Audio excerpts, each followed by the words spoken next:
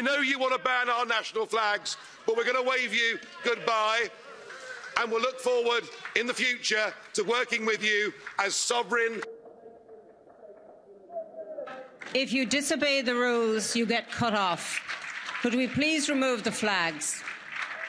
So this is it, the final chapter, the end of the road. A 47-year political experiment that the British, frankly, have never been very happy with. My mother and father signed up to a common market, not to a political union, not to flags, anthems, presidents, and now you even want your own army. For me, it's been 27 years of campaigning and over 20 years here in this Parliament.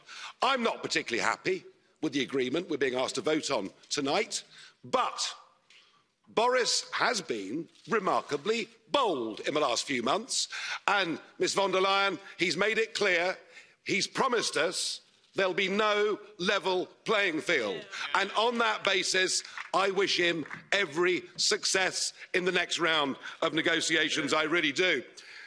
But the most significant point is this. What happens at 11 p.m.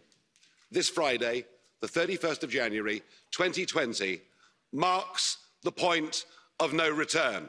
Once we've left, we are never coming back, and the rest, frankly, is detail. We're going, we will be gone. And that should be the summit of my own political ambitions. I walked in here, as I've said before, you all thought it was terribly funny. You stopped laughing in 2016. But my view has changed of Europe since I joined. In 2005, I saw the constitution that had been drafted by Giscard and others. I saw it rejected by the French in a referendum. I saw it rejected by the Dutch in a referendum. And I saw you in these institutions ignore them, bring it back as the Lisbon Treaty and boast you could ram it through without there being referendums. Well, the Irish did have a vote and did say no and were forced to vote again. You're very good at making people vote again, but what we've proved is the British are too big to bully, thank goodness. So I became an outright opponent of the entire European project. I want Brexit to start a debate across the rest of Europe. What do we want from Europe?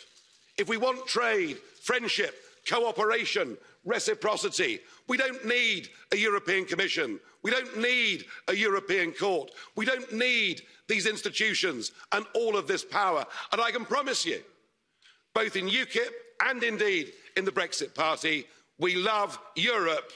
We just hate the European Union. It's as simple as that. So I'm hoping this begins the end of this project. It's a bad project. It isn't just undemocratic, it's anti-democratic, and it puts in that front row. It gives people power without accountability. People who cannot be held to account by the electorate, and that is an unacceptable structure. Indeed, there's an historic battle going on now across the West, in Europe, America, and elsewhere. It is globalism against populism. And you may loathe populism, but I tell you a funny thing, it's becoming very popular.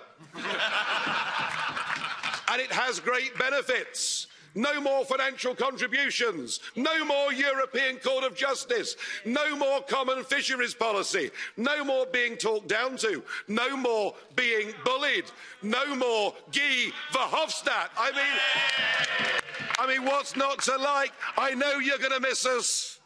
I know you want to ban our national flags, but we're going to wave you goodbye, and we'll look forward in the future to working with you as sovereign.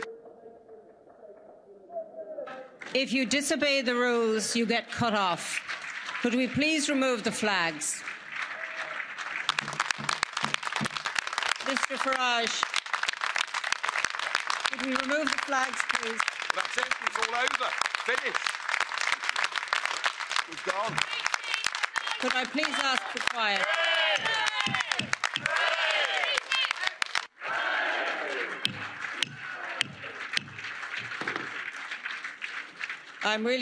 Please sit down, resume your seats, put your flags away, you're leaving, and take them with you if you are leaving now. And goodbye. Can I just say, if I may say, just in a slight reference, the word hate was used in the last contribution. And I really think, given what we listened to prior to this, that we should not hate anyone or any nation or any people.